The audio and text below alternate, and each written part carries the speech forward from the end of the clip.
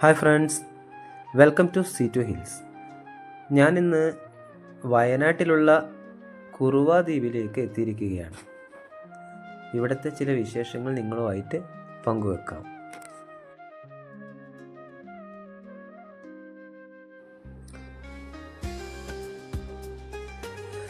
കബനി നദിയിലെ നദീതടത്തിൽ 950 ഏക്കർ വിസ്തീർണമുള്ള ഒരു ദ്വീപ് സമൂഹമാണ് കുറുവ ദ്വീപ്. കേരളത്തിൽ നിന്നും കിഴക്കോട്ടൊഴുകുന്ന നദിയായ കബനിയുടെ പോഷക നദിയിലാണ് കുറുവ ദ്വീപ് സ്ഥിതി ചെയ്യുന്നത്.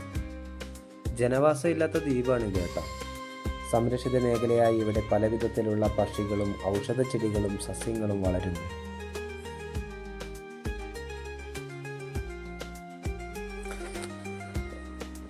കുറുവ ദ്വീപിൻ്റെ ഏറ്റവും അടുത്തുള്ള പട്ടണം എന്ന് പറയുന്നത് മാനന്തവാടിയാണ്.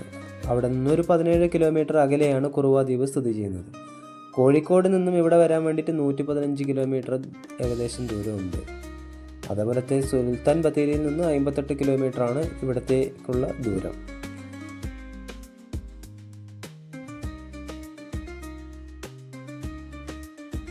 ഞങ്ങളിവിടെ എത്തിയപ്പോൾ ഏകദേശം ഒരു ഉച്ച കഴിഞ്ഞിരുന്നു. അതുകൊണ്ട് തന്നെ ഞങ്ങൾക്ക് അക്കരെയുള്ള ദ്വീപിലേക്ക് കടക്കുവാൻ വേണ്ടി കഴിഞ്ഞില്ല. ഞങ്ങൾക്ക് ഇതേപോലത്തെ ഈ ചങ്ങാടത്തിൽ ഇങ്ങനെ കറങ്ങാനുള്ള ഒരു ചാൻസ് മാത്രമേ കിട്ടിയുള്ളൂ. അതിന് ഇവിടെ ഇവർ 2 പേർക്ക് വേണ്ടിയിട്ട് 200 രൂപയാണ് ചാർജ് ചെയ്യുന്നത്.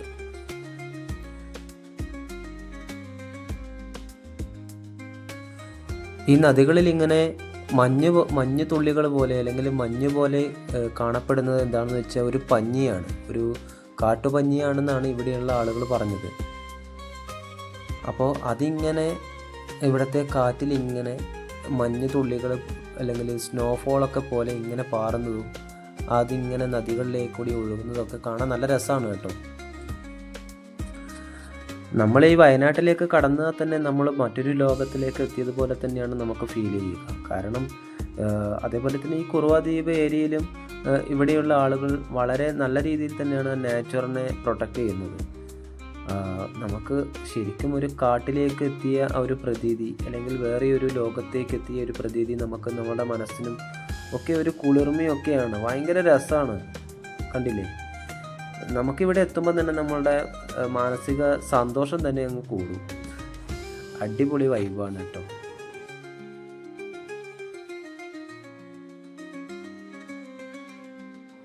കണ്ടില്ലേ, ഈ ഒരു നദിക്ക് തന്നെ നല്ല ആഴമുണ്ടെന്നാണ് ഈ ഓപ്പറേറ്റർ പറഞ്ഞത്. പിന്നെ ഇവിടെ മുതലയൊക്കെ കുറച്ച് അകലെയായിട്ട് കണ്ടിട്ടുണ്ടെന്നൊക്കെ പറയുന്നത് കേട്ടു. സത്യമാണെന്നൊന്നും അറിയില്ല, നമ്മളെന്തായാലും ഒന്നും കണ്ടിട്ടില്ല കേട്ടോ.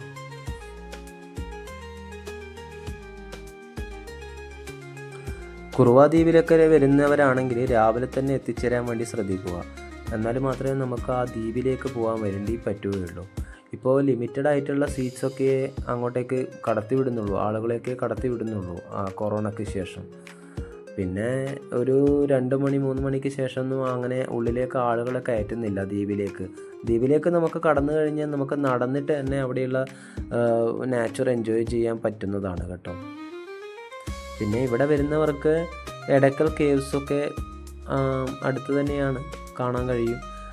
എന്തായാലും വയനാട്ടിലേക്ക് വരുന്നവരാണെങ്കിൽ ഒരു 2-3 ഡേയ്സ് പ്ലാൻ ചെയ്തിട്ട് തന്നെ വരണം. എന്നാലും മാത്രമേ നമുക്ക് എല്ലാ സ്ഥലങ്ങളിലേക്കും എൻജോയ് ചെയ്ത് നാച്ചറൊക്കെ നന്നായി ആസ്വദിച്ച് യാത്ര ചെയ്യാൻ കഴിയുകയുള്ളൂ.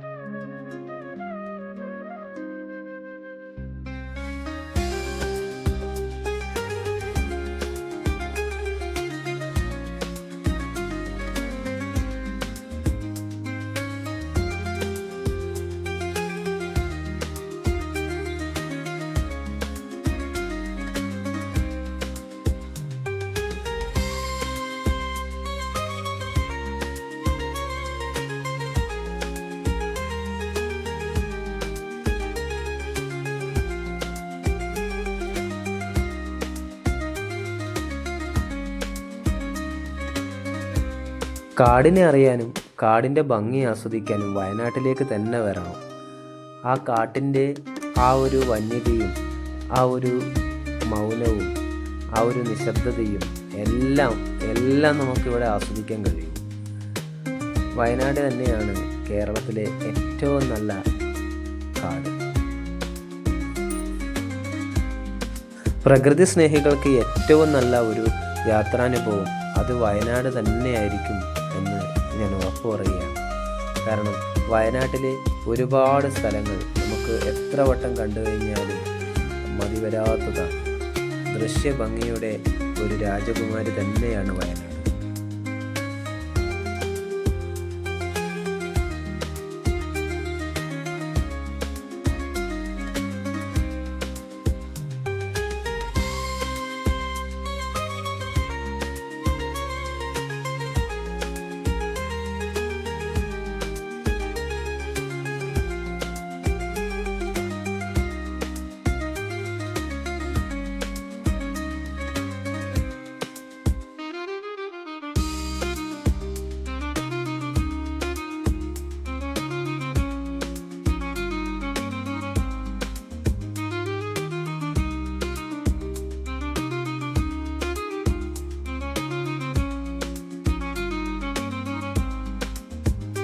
ഞങ്ങൾ 7 പേരടങ്ങിയ ഒരു ഗ്രൂപ്പാണ് ഇപ്പോൾ ഇങ്ങനെ ചുറ്റിക്കൊണ്ടിരിക്കുന്നത്. ഞങ്ങൾക്ക് ഇവിടെ ഒരു ഗൈഡും ഉണ്ട്. ആക്ച്വലി ഇതിൽ ഞങ്ങൾക്ക് തുഴയേണ്ട ആവശ്യമൊന്നുമില്ല. കാരണം ആ ഗൈഡ് തന്നെ ഇവിടെ ഒരു റോപ്പ് കെട്ടിയിട്ടുണ്ടാവും മരത്തിൻ്റെ മുകളിലൂടെ. അദ്ദേഹം ആ മരത്തിൻ്റെ മുകളിലേക്കൂടിയുള്ള സ്ക്വയറായിട്ട്, അതായത് ഒരു റൗണ്ട് അല്ലെങ്കിൽ ഒരു സ്ക്വയർ ആയിട്ടുള്ള രീതിയിൽ കെട്ടി വെച്ചിരിക്കുന്ന കണ്ടില്ല, ദൂരെ കെട്ടി വെച്ചിരിക്കുന്നില്ല. ആ റോപ്പ് ഇങ്ങനെ പിടിച്ചാണ് യാത്ര ചെയ്തുകൊണ്ടിരിക്കുന്നത്. അതുകൊണ്ട് തന്നെ ഇത് വളരെ സ്ലോ ആയിട്ടാണ് മൂവ് ചെയ്യുന്നത്. നല്ല രസമാണ് കാണാനൊക്കെ. നാച്ചുറൽ വളരെ പതുക്കെ ആസ്വദിച്ച് അങ്ങനെ നമുക്ക് ഈ കുറുവ ദ്വീപിൻ്റെ ഒരു പരിസരങ്ങളൊക്കെ ഇങ്ങനെ ആസ്വദിച്ച് യാത്ര ചെയ്യാൻ കഴിയും. ഒരു നല്ല അനുഭവം തന്നെയാണ് എനിക്ക്. എന്തായാലും നല്ലൊരു അനുഭവം തന്നെയാണ്. ഇവിടെ എത്തുന്നവർ ഈ ഒരു ബോട്ട് അല്ലെങ്കിൽ ഈ ഒരു ട്രിപ്പ് എന്തായാലും മിസ് ചെയ്യരുത് കേട്ടോ.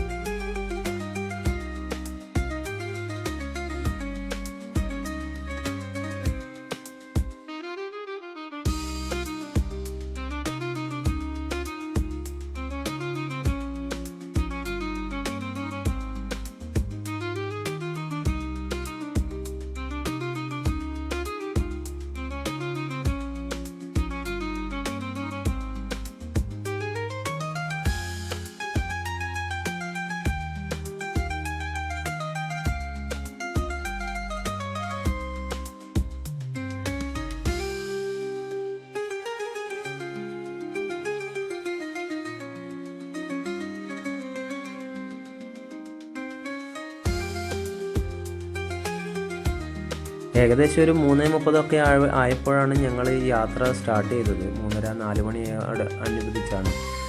നല്ല കാറ്റൊക്കെ ആയി ഈ ഒരു ചെറിയ യാത്ര എൻ്റെ ലൈഫിലെ വളരെ നല്ലൊരു ട്രാവൽ അനുഭവം തന്നെയായിരുന്നു.